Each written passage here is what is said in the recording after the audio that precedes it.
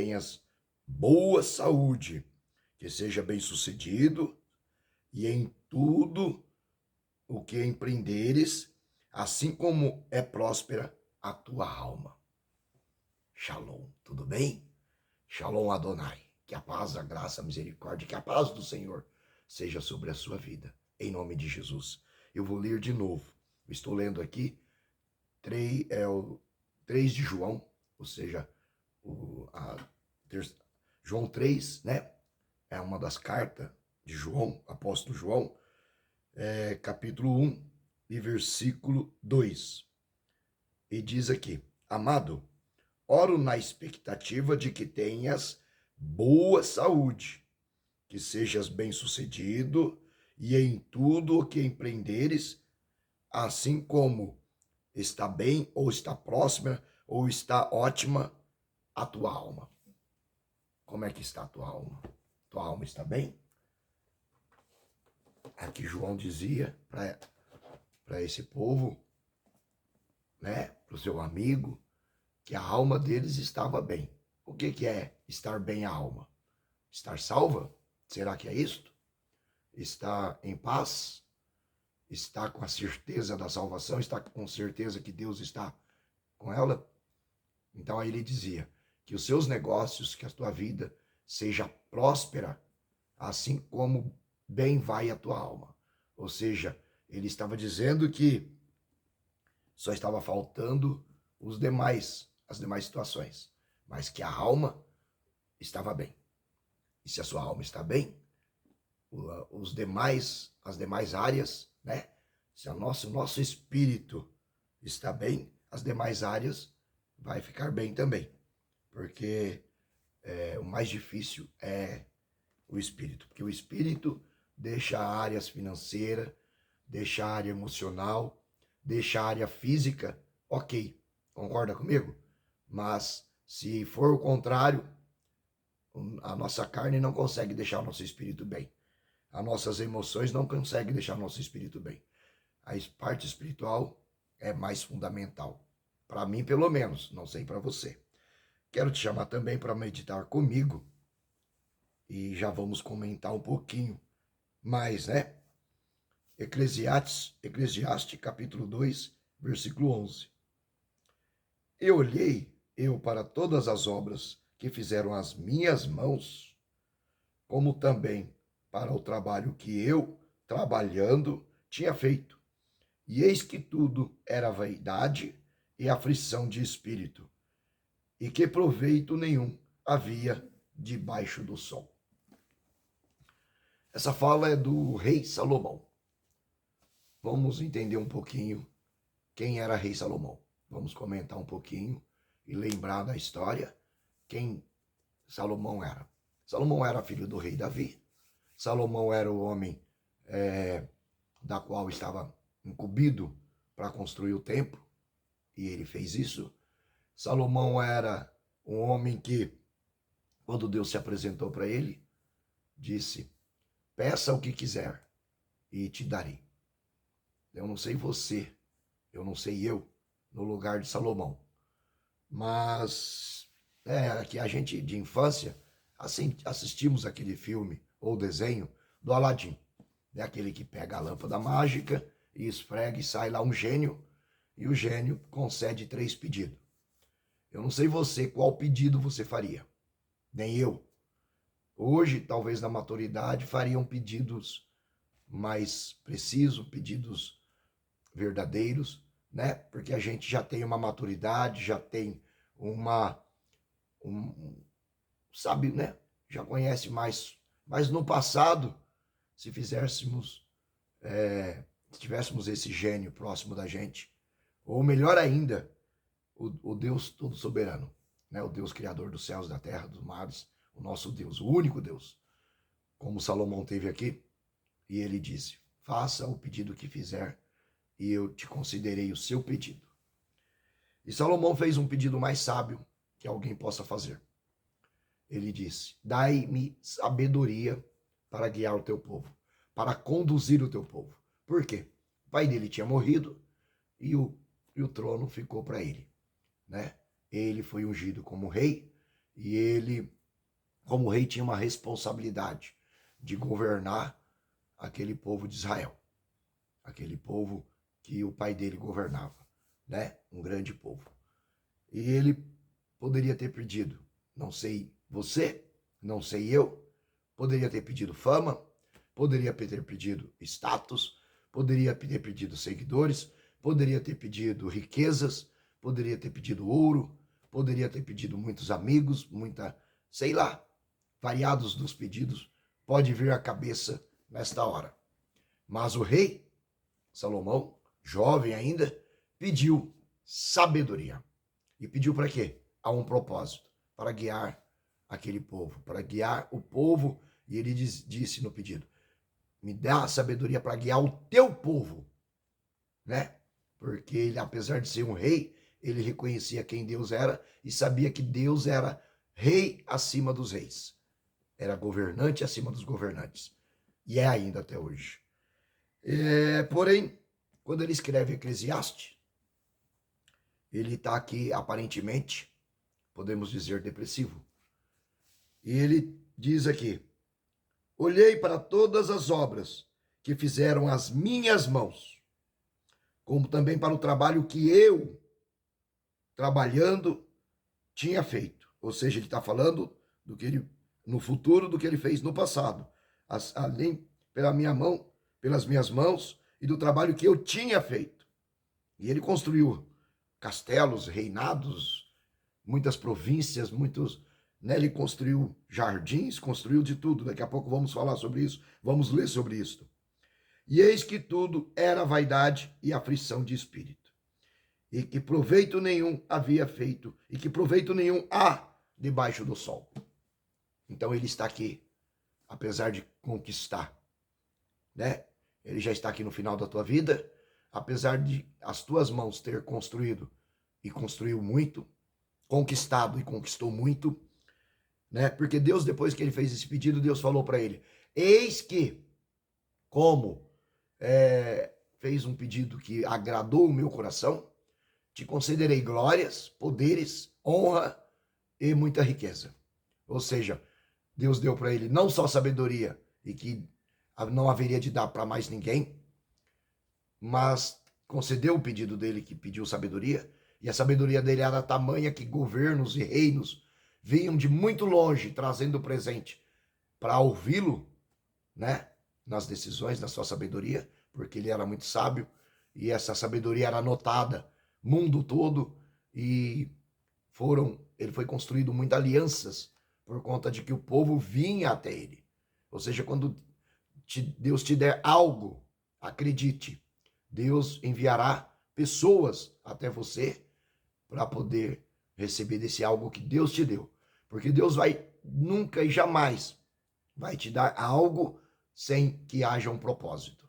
Ou seja, Deus ele vai fazer em você, por você e depois através de você. Se não acontecer isso, não é Deus que está te dando. Não é Deus que está, porque Deus sempre trabalha em cima de propósito. Deus não vai fazer e te dar algo para ter uma mesquinhez, ou seja, para que você acumule, né? Aí eu peço riqueza para Deus. Não vai ser para acumular, vai ser para distribuir. É sempre questões de propósito. Então, esse é o primeiro passo e a primeira lição que aprendemos aqui, né? Mas que não cheguemos a esse lugar. Vamos ler aqui atrás um pouquinho. O capítulo inteiro ele é merecido meditar nele. Porém, o tempo, esse vídeo ficaria muito longo.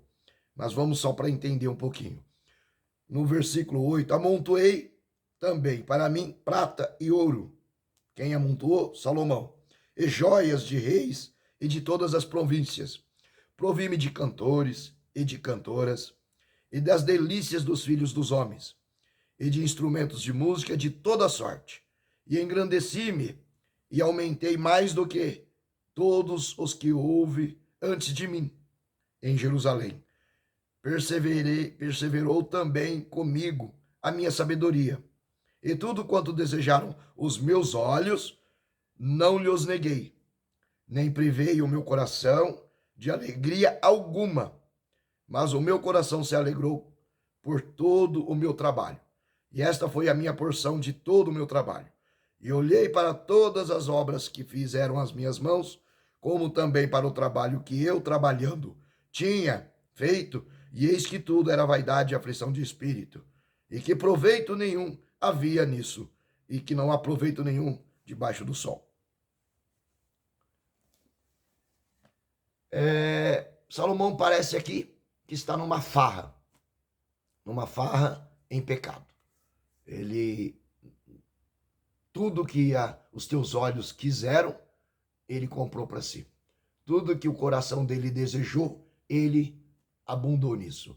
Tudo que ele quis, ele comprou. Então, é o que faz nós refletir aqui, o que faz nós entender aqui.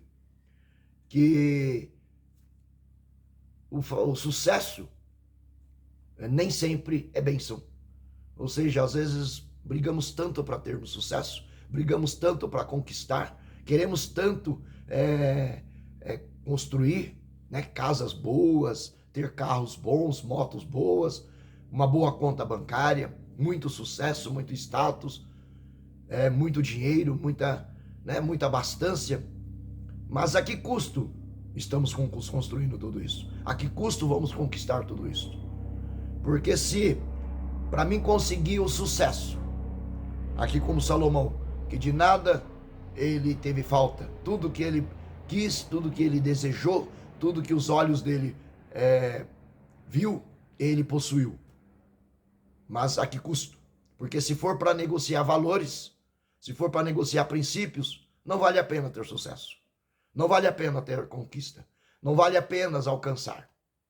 Porque muitas das vezes negligenciamos a nós mesmos, deixamos de nos cuidar. Quantas das vezes trabalhamos demais, não temos tempo para descanso, não temos tempo para a família, não temos tempo para reflexão, não temos tempo para Deus. Negociamos valores a custo do sucesso, a custo das conquistas, a custo de conquistar as coisas. Mas o que vamos entender, que tudo que conquistamos aqui, ficará aqui. Não vai para a eternidade. Porque só a fé, a esperança e o amor vai para a eternidade. E que vai adentrar os portões celestiais é apenas o amor. A fé não vai adentrar. A esperança também não. Vai te levar até a porta. Mas quem vai é apenas o amor. E se formos olhar para tudo isto, e para o texto que lemos aqui, olharmos para a vida de Salomão, que fez alianças com quem não era para fazer, casou com quem não era para casar, e depois esses casamentos, ou seja, ele começou a adorar e criar altares aos deuses das suas mulheres, e começou a idolatrar esses deuses. E aí foi onde houve a ruína de Salomão. Então, toda a sabedoria que Deus deu e ainda acrescentou mais, é o que acabamos de ler. Toda a riqueza que Deus deu e ainda acrescentou mais. E tudo que os olhos dele viram e contemplou, isso ele tomou para si. Então ele acumulou ouros, pratas, joias das mais preciosas, conquistou tudo isto. Mas chegou uma hora que ele olhou para tudo isso e não houve satisfação. Quantas das vezes você quis comprar algo, conquistar algo, e depois que você comprou, com muita luta, com muito sacrifício, por pouco tempo você perdeu a graça? Fala para mim. Eu já vivi essa experiência. Creio que você também viveu. E se não viveu, vai viver. Porque tudo que você tiver, se não tiver princípios, se não tiver valor, se você não tiver com Deus, e se você não tiver propósito, acredite, vai chegar um tempo que você vai olhar para trás e aquilo que você comprou com muito esmero, com muita dificuldade, com muito prazer, você vai jogar no lixo. Não vai ter valor mais. Agora, se você não negociar valores, se você não negociar princípios, e se você for conquistando, galgando, degrau a degrau, e no meio do caminho, você for se servindo disto que conquistou, e servindo aos de sua volta, pode acreditar, você nunca vai chegar nesse lugar que Salomão chegou. Porque vaidade, tudo é vaidade. Tudo é vaidade significa, o que é vaidade? A tradução da vaidade na palavra grega. Sem substância, sem gozo, sem alegria, vazio, sem esperança. Isso é a palavra vaidade. Ou seja, é algo que não é que tudo debaixo do céu é vaidade, debaixo do sol é vaidade. É que tudo sem propósito, que tudo sem um porquê, né? Sem Deus, com certeza você vai chegar nesse entendimento. Não vale a pena, né? Mas se você seguir vivendo princípios, valores, né?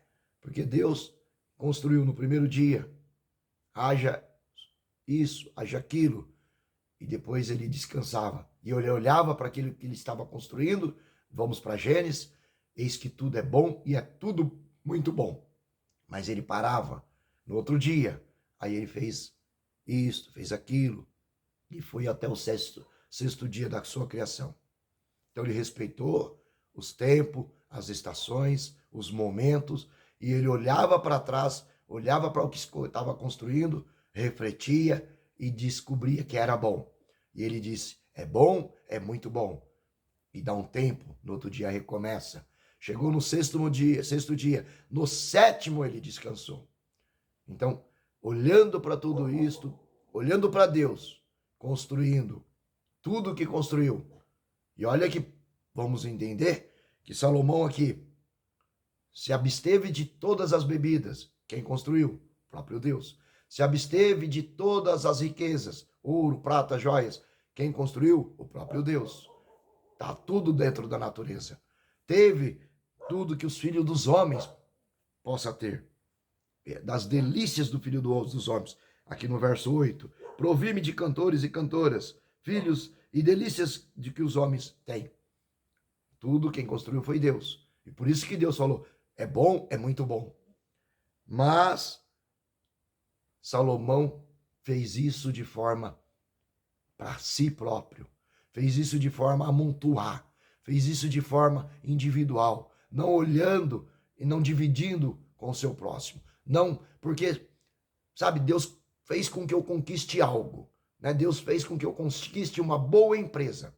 E essa boa empresa tem abastança, tem clientes, ela tem fartura, ela tem condições de eu empregar muita gente e dar bons salários para os meus empregados. E assim abençoar, cuidar de famílias. É claro que isto vai ser abençoado por Deus. É claro que isto vai me fazer crescer cada vez mais. Temos o exemplo de Jó. Porque Jó, ele era o braço daquele que não tinha braço. Ele era a mão daquele que não tinha mão. Ele era pé e pernas daqueles que não tinham perna. Ele era o apoio da viúva, o apoio do órfão. Né? Então, nós temos exemplos daqueles que tinham bastante riquezas, mas dessas riquezas ele não fazia para si próprio. Ele distribuía, ele favorecia, ele ajudava. Então, Deus, ele só vai nos abençoar. E nós não vamos chegar nessa postura aqui, né? Que Salomão chegou, se nós seguirmos esse bom exemplo de José, do Egito, bom exemplo de Jó, bom exemplo de Deus que construiu e para servir. Porque Deus construiu todas as coisas e depois fez Adão e fez Eva. Adão dê nome a tudo. Colocou Adão como mordomo de toda a criação. Adão perdeu, mas Deus deu. Não importa o que você vai fazer com o que Deus te dá, mas Deus te deu. Então, Deus deu para Salomão riquezas, glórias, fama, e Salomão não soube distribuir. Deixou aqui Eclesiastes, Cantares, Provérbios, deixou livros para que possamos meditar, que possamos entender e que possamos tirar lições para a nossa vida. É a única coisa que ele deixou. Mas ele chegou num momento da vida dele que ele se perdeu. No final de Eclesiastes, ele disse que de tudo que se construiu, de tudo que ele teve, a única coisa é temer a Deus, porque isso é a única riqueza que nós, seres humanos, podemos absorver de fato, né? E Jesus trouxe a graça. E a maior dádiva é servi-lo, é